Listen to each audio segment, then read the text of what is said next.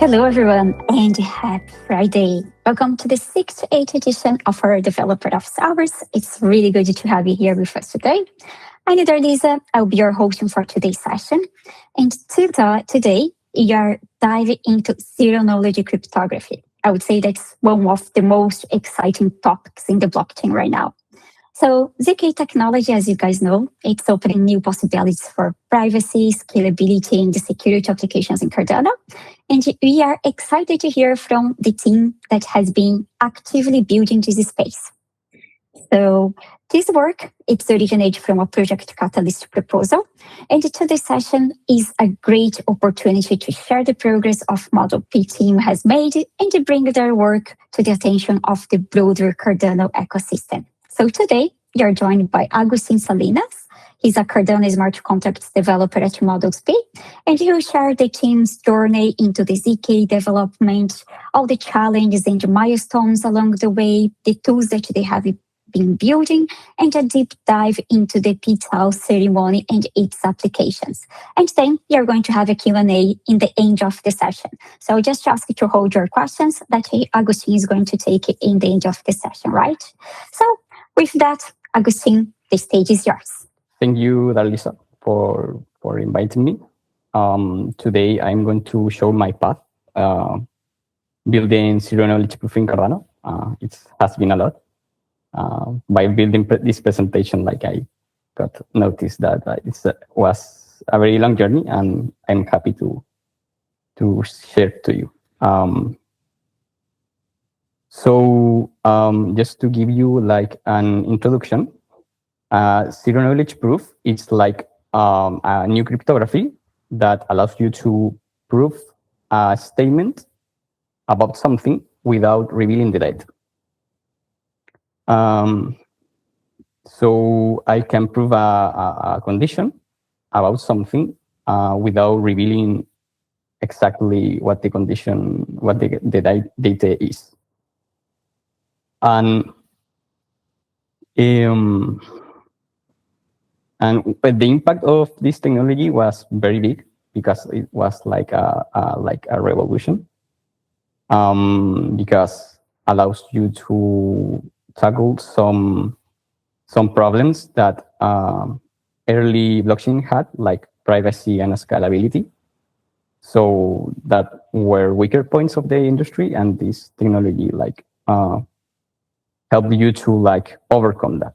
So it's a very important advancement in cryptography and for the blockchain industry. So my journey, I can separate my journey between three arcs, three questions that drove my journey in this field. The first one is it is possible to run ZKPs on Cardano? That was the first question that we had in this space. The second one was what we can build with them, looking for application or use case of this technology, of this cryptography. And finally, how we can run them securely. So that's the stage where I am now. So the first question, can we run a zero-knowledge proof in Cardano? That was how we can do it. That was the first question that we have. Me and my peers from Modulo-P, Antonio Hernandez and Juan Magán, great developers, and we wondering, well, how we adapt this, how we can implement this, how it works, because it's the concept is very crazy, saying I can prove you something and prove a statement or a property about it, but don't show the information. That's a crazy idea. So we didn't. It was a crazy idea, and we explored it, and it was a lot of trial and error in this stage. And back in 2023, we only had Plutus V2. So we didn't have primitives to run zero-knowledge proof on Cardano. And also Aiken wasn't fully developed. So we didn't have Aiken. So it was a very like hard time and very like experimental time. So so the first step that we wanted to achieve is like, let's make this technology works. Just make a zero knowledge proof run in Cardano. That was our first step. So the first approach is that we implemented like a whole like validator that allows you to verify a proof on chain, and turn it to be very big, very expensive, and very large for the L1. Let's say if you want to bring a ship into a house, it was something like that. So we decided to go for Hydra in run this in Hydra instead, which gave us a lot more room to experiment with this.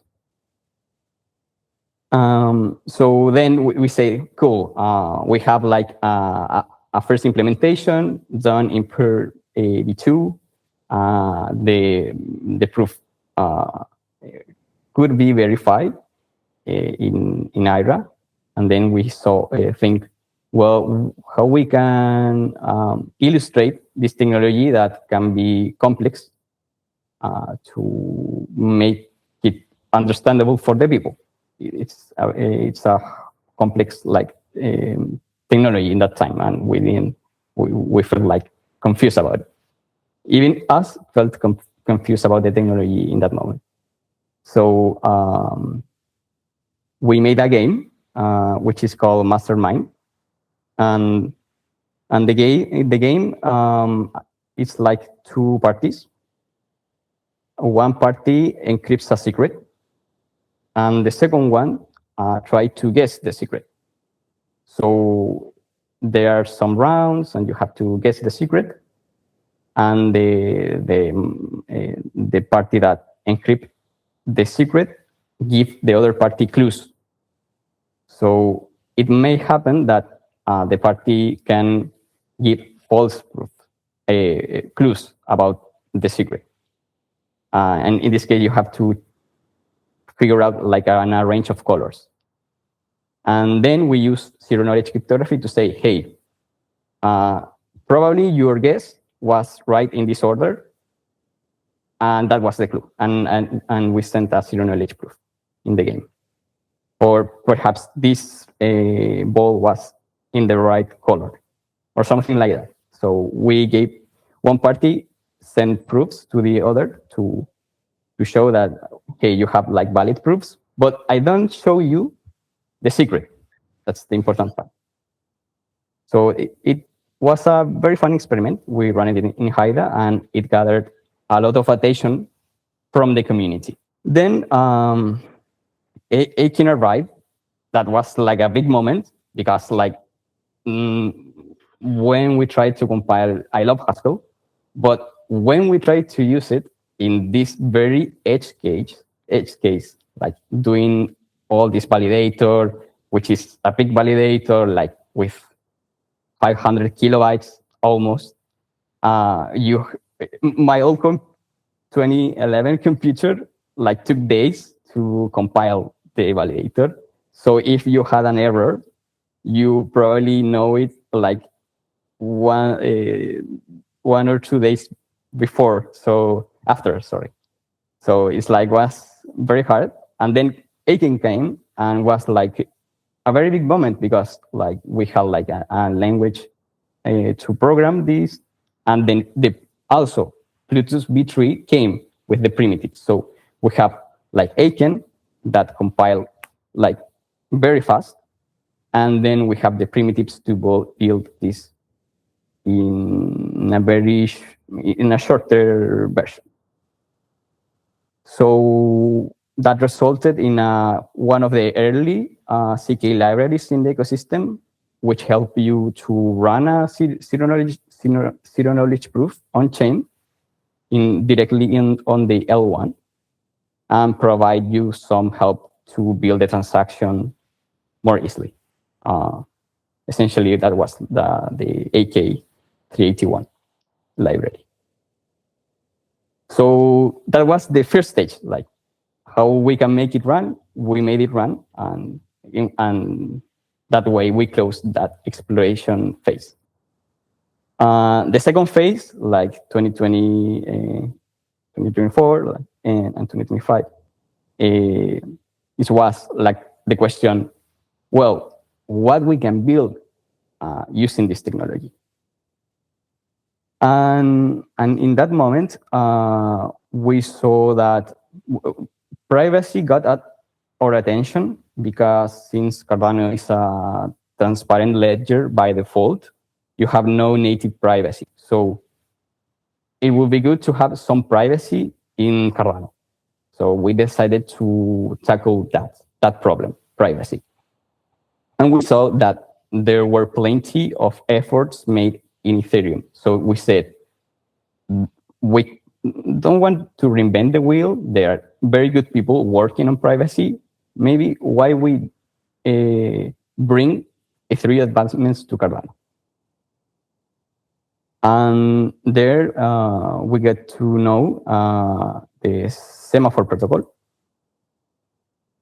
which is a powerful privacy protocol that allows you to send like anonymous messages to the chain, and it has a lot of use cases. So, for example, you can build mixers with it, or you can verify your identity, or do voting applications with it. It's a very, very powerful privacy protocol, and allows you to have some anonymity in the blockchain. So it was a very interesting protocol for us in that moment. So we decided to port it to Cardano and allow to other developers to build these applications.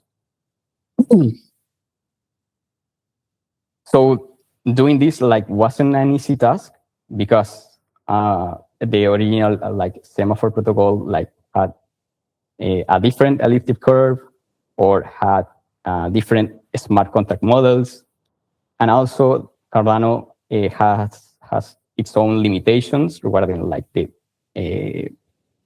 computational use or the budget use inside the L1. So we have to figure out some optimizations to make some parts of the protocol work. For example, in that moment, we integrate the Merkle-Patricia forestry structure, which is a very novel data structure developed by the Aiken team, and we use it to efficiently catch whenever a user sends duplicate messages, because the protocol doesn't allow you to send, for example, a vote twice or a message twice. You send the message, and that's it.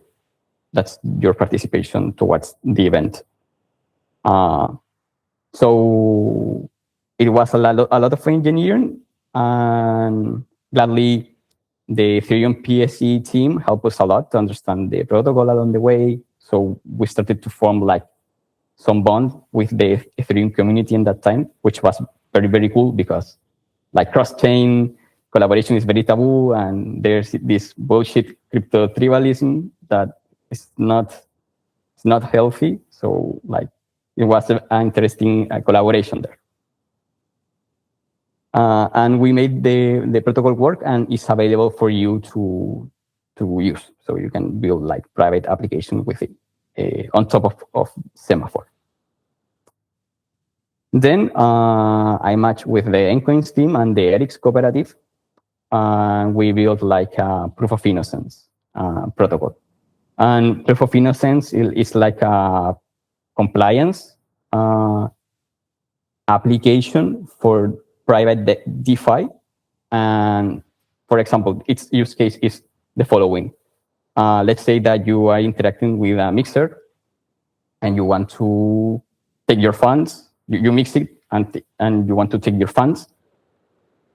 But with proof of innocence, you can prove, hey, the protocol probably checks if there are malicious transactions interacting with the protocol.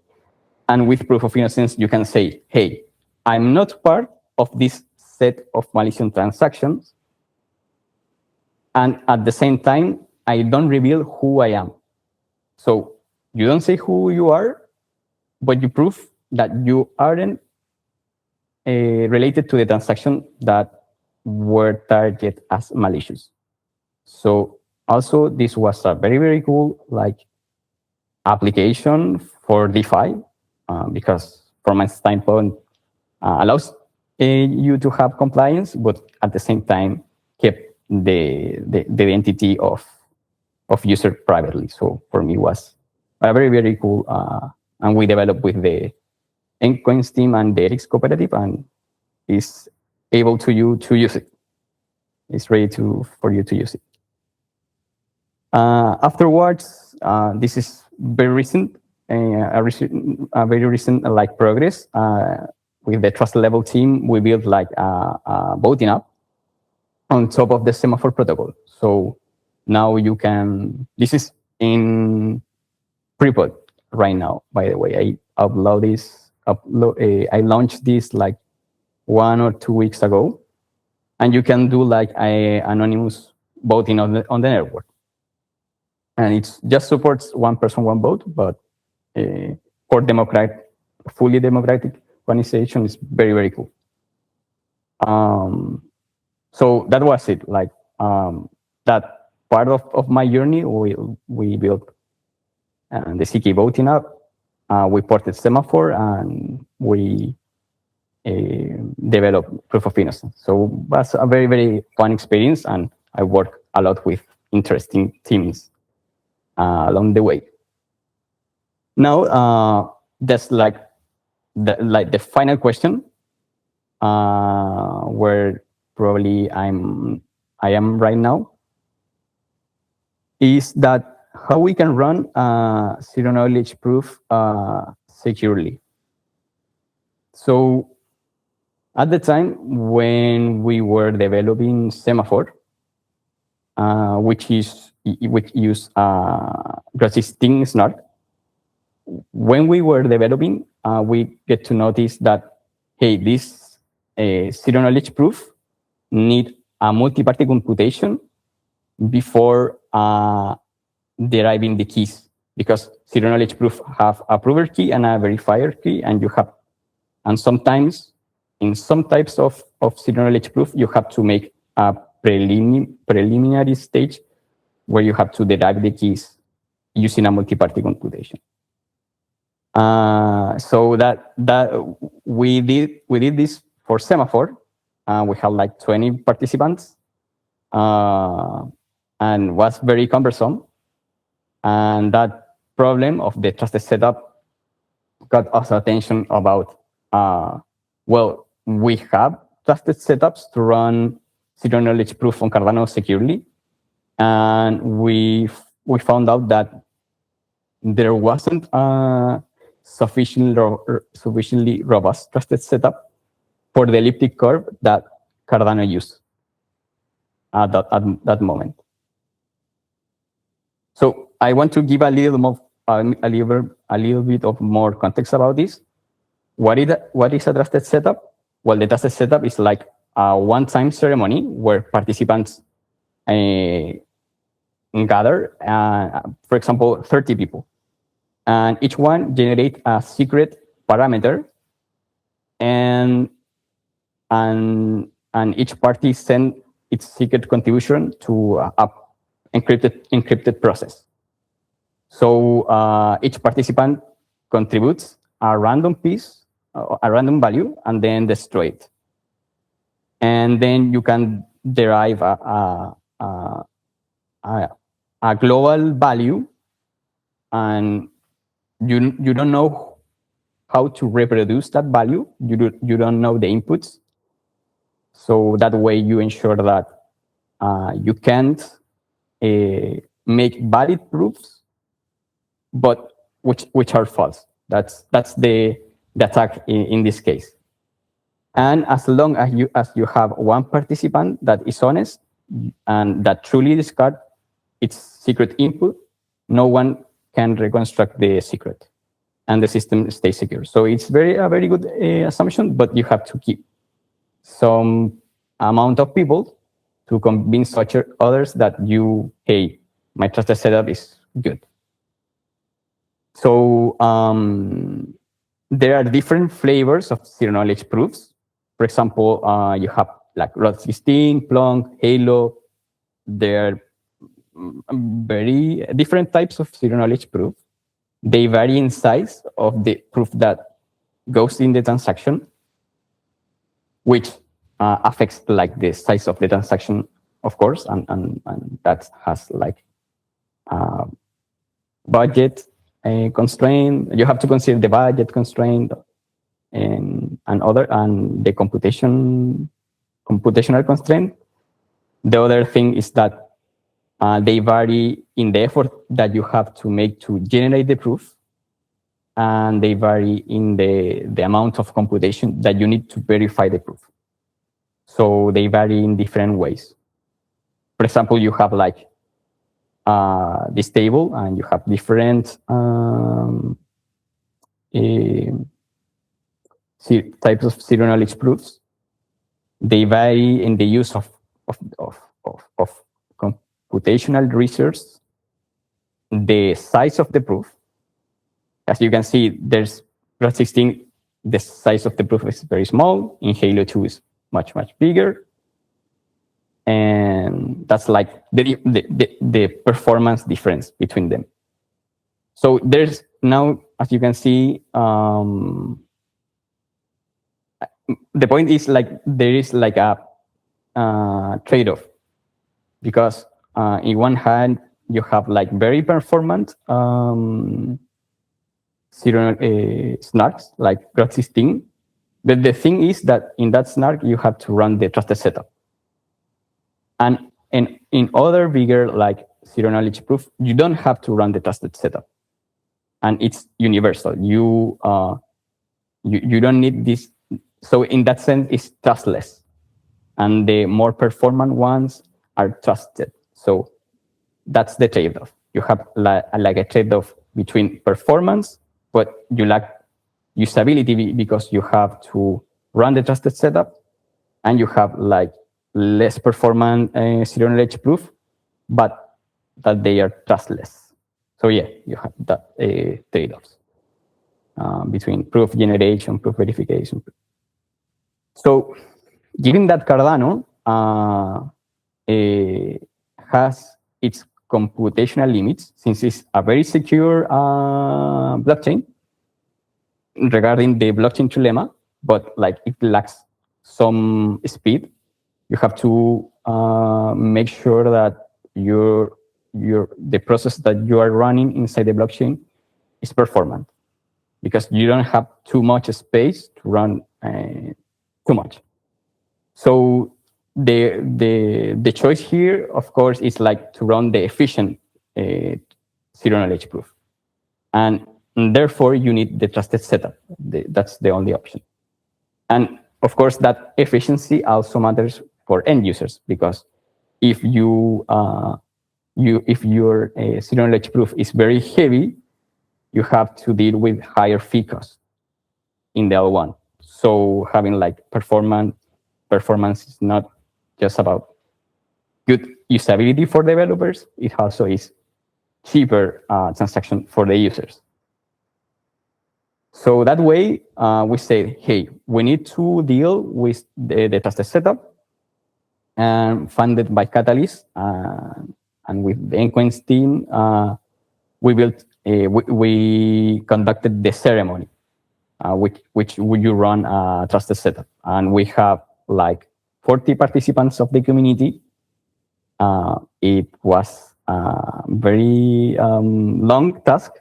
It took us like 20 days to do it, and we have like 1 or 2 person contributing to the multi-party process each day. So we have to arrange all the people, but it all went successfully, and now we have like a result from that protocols that our application can use from this. So the perpetual powers of DAO is just a setup that you do just one time. and you can use it. If that convinces you enough, you can use it in a general way. So the result is like, right now we can run Plonk and Groth16 more securely in Cardano. So developers doesn't have to deal with the powers of Tau and doesn't have to deal with the phase 2, which is specifically related to the Groth16, too hard. Also, another interesting output that came from this is that with the Ethereum community, we say, well, Plonk is covered in this case with the perpetual powers of Tau, but Groth16 also needs a second phase, which is specific for the application that you are doing. So you had Groth16 has like 2 stages regarding the trusted setup. You need the perpetual powers of Tau, but also you need a second phase where you derive the keys, but highly related to the application that you're doing. So you can't replicate that. If you do another protocol, you have to run the trusted setup. And in that way, with the help of the PCA team and the Ethereum community, we built Brebaje.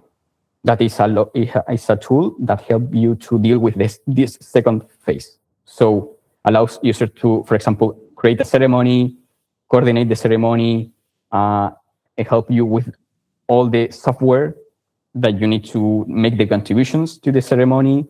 And then you can say, hey, this is the ceremony, those were the participants, and this was the process. And you can audit it. So we right now building it, and we hope to have this available in 1 or 2 months more. So like I said in the beginning, this was now Darlisa, now that I came to make this presentation, I figured out, well, we made a lot of things. And of course, individual epics are fairy tales. Progress always is made by collective. Great progress is always made by collective efforts. So I want to publicly acknowledge many of the peers and the person involved in these advancements in Cardano, especially Juan Magan Valero and Antonio Hernandez, who were my peers in Modulo-P in the early days. The Gimba Labs community, because when I started developing Cardano, they mentor me and teach me almost a whole year for free to learn how to build in Cardano.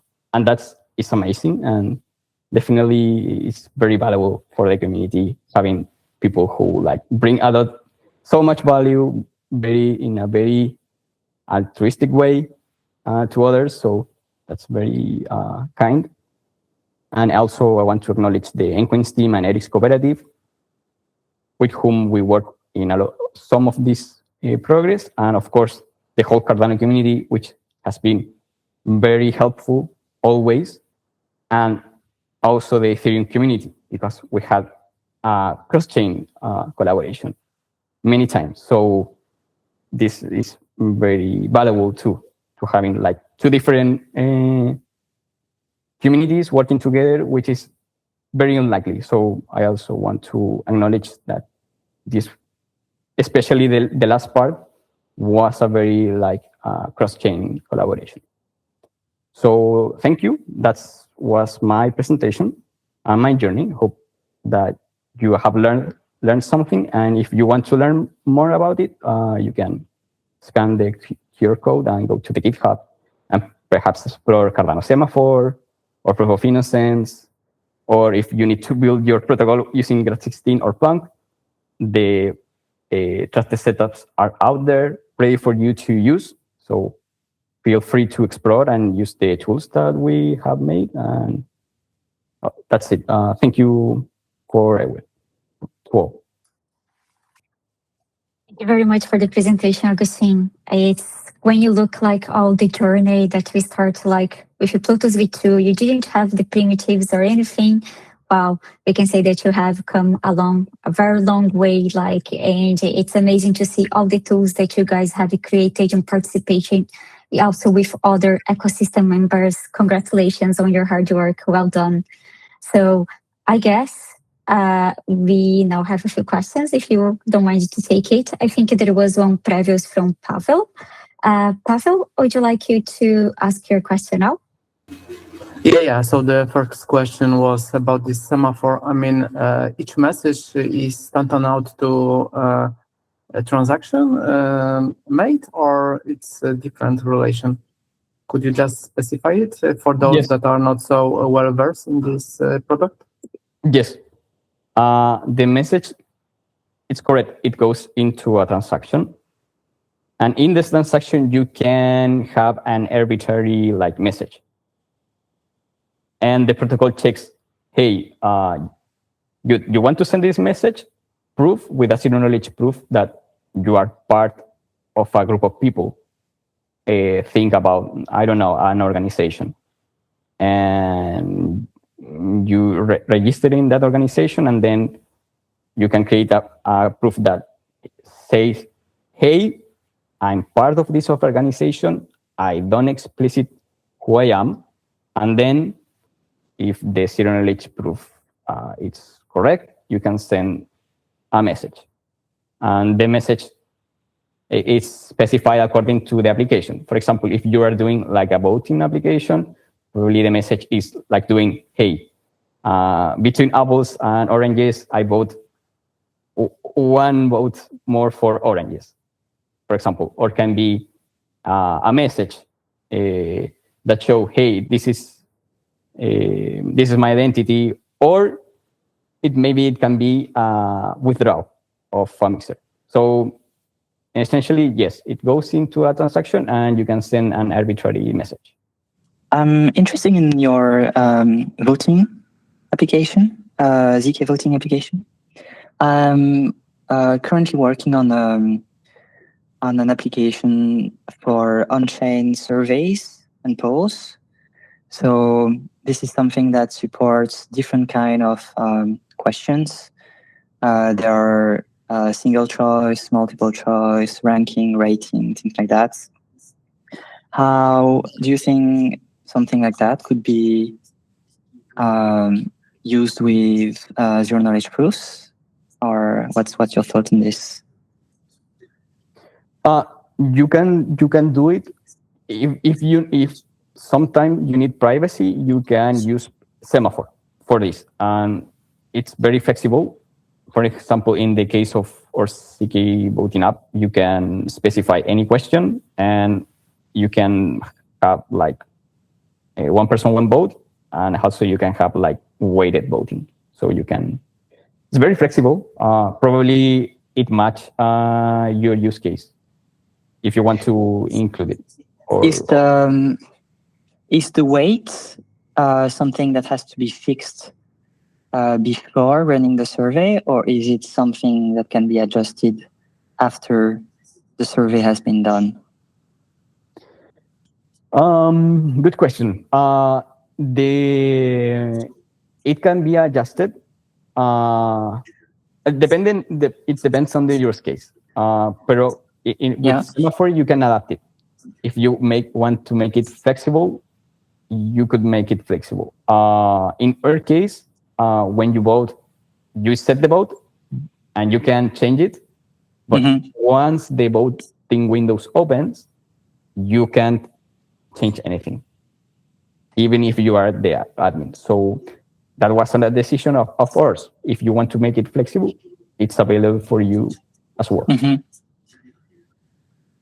Okay, because I guess there is a tension between having every vote private and being able to prove that your vote was counted in the tally, and how the tally is done. And what I'm wondering is if the tally is the aggregation of all the votes, if it's done within some kind of code, which is published at the same time that you publish the survey, then obviously maybe you can't change it afterwards. But if the tally is something that is done afterward, then it's a bit hard because you don't have access to the private votes. So like that's why I was wondering how everything plays out, and how do you like prove that people vote and like there is no cheating or whatever. Okay, I understand. Yes, in that sense, you can't, once you vote, you commit to the vote. And we implemented Semaphore that way. Perhaps you can hack Semaphore and cut the part that I said that catch whenever you have to, that prevents a double spending of your Semaphore message. Maybe that can be made. And it's taking out something from the current protocol. So it wouldn't be like too much. Okay, so I guess it would be interesting in like asking you a lot more questions, but maybe not in this session. For sure. Like, if you want to, I'm free and happy to ask your questions. Okay, thank you very much. I also have a question. So when it comes to the mastermind, the game that you have created, is it open source? All is open source. Oh, amazing. Amazing. Yes. The code is out there, even though I admit that I haven't like explicit license right now. Probably I'm going to do free open source, free software. So everyone can use it. That's cool, because I think that's kind of a nice way to educate people that maybe doesn't have much knowledge in this area. So it's kind of like a good way for education as well. Yes, all is open source, so all is there for. This was all for the community. So there isn't that tool that I presented here that wasn't like that was private. And usually, personally, I don't work with private code. If I have the choice, I go for free software. Yeah, so I would like to understand more about this setup you have. So of course, you managed to do icon verification part. I will have a question for that in a second, but let's first focus on the prover side. Let's focus on this Groth16. So you taken it's from somewhere, you work on top of some framework and added BLS 12381. Could you just say something about this? I mean, what is the prover there? We use Circom. Yeah, but Circom, of course, Circom is where you are defining circuits, basically. But then you are having this R1 CS file and WASM, in which you can compute in any WebAssembly the witnesses and so on and so on. But the prover per se, I mean, what is this creature? I mean, you wrote this prover? No, based on circuit, or how is it? It's Circom. SNARKs, probably you are asking about SNARKs, which is like the library that you use. So you are not into producing proofs, right? No.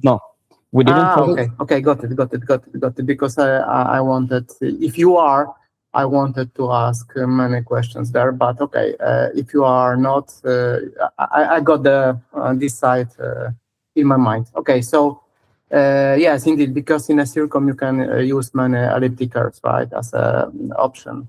BLS 12381 is also available, like BN and other things. Okay, nevertheless, so let's move on to this verification part. So Groth16, I mean, the circuits, if you are having this properly, I mean, the length of the circuit should not impact, verification too much, I would say. So what is approximate costs, budget you need to spend for verification? I mean, could you give some numbers? Yes. I think if I remember correctly, it's like it's the 25%. Okay. Of the use so that it's you can 2.5 billion CPUs, right? Because RAM is negligible in that case. I mean, we are burning mainly CPUs there, right? Okay. If I don't have the number, but I think that we have managed to run like 2 or 3 proofs, or 2 probably. It depends, of course, of the public inputs that you have, because that makes your but you are aware that having this SNARK-GS plus Silcom imposes some limitations, because, for instance, you cannot have proof aggregations, things like that. I mean, these very advanced optimizations possible that could sorry. This is impacting the proof time, and proof time is not something that we are fighting to optimize. Okay. That's correct. Okay. So thanks. Maybe another person for another question. Okay, I have another question then. So you mentioned about Brebaje or Brebaje, or I don't know how is the right pronunciation for that. Sorry. Perfect. So you mentioned that you also developed that in partnership with the Ethereum ecosystem. So does it mean that this framework, it's kind of protocol agnostic? So you can use, doesn't matter what's the chain that you're using, you can use like in different type of blockchains? Yes, it is protocol agnostic, since it's the tool that helps you build like the keys, and the keys, it's a cryptographic primitive in some sense, and it can be interoperable if your blockchain supports it. So it's agnostic. Yes. Any other question? You might have time for one or two. There you go, Matthew. So, what are your thoughts about quantum resistance of those schemes? Have you had some time to think about it, or? Yes, I think I don't remember. Yes, I have think about this. I think that these aren't like quantum resistant. So that's like a problem in the future. So maybe it's a very, but I'm not fully precise. But I think that these aren't like a quantum resistant. Yeah. I mean, because basically, I mean, elliptic curve. I mean, things that are based on that are a problem. On the other hand, we've got Plonk tree, right, which is hash based, and there are these small arithmetics there inside. But we are having the trade-off, as you said already, in terms of proof size. So this is one thing. And when it comes to lattice-based things, I mean, they are not going to be possible with a given technology to be deployed on Cardano. But to my best knowledge, IOG research is working on that and experimenting with that. Yes. I have to. We have to like keep with the older like SNARKs because of the resource limit, and of course, something much bigger than that can be run right now in Cardano. So that's like a trade-off and a limitation right now. Yes. Does anyone want to do the last question before we go? Matthew. Sorry.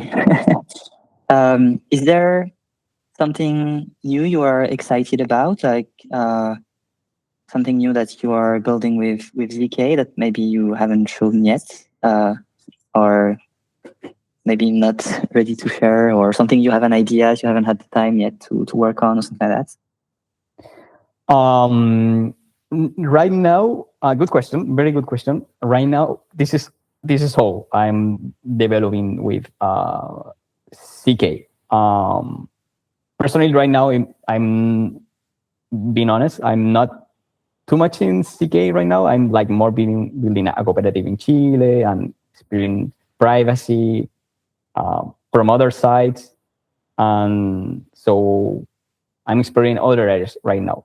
But as you can know, this is all that I developed with ZK. And I think my intention right now is to make these tools to have more quality rather than diverge more. That will be like my intention right now. I experimented a lot, and I want to be this very useful and very easy to use, and having this thing audited and very secure, and people can use it and very easily. And I can help others to build with zero knowledge proof. So basically, anyone can use zero knowledge proof on Cardano. Yes, yes. The idea is to make it. Yes, you can do it, but of course, the intention is always to make it easier in the future. So, so don't you have to know too much about it. Perhaps that's a good goal. I think it is bringing us to the end of this session. So again, Agustín, thank you so much for coming today, for sharing with us everything that you have been working. Congratulations on the amazing work that you have been done, and also for all the contributions to the ecosystem. Thank you so much. And to thank everybody else that has also joined. And I wish you a great weekend, everyone. Enjoy the sunny days.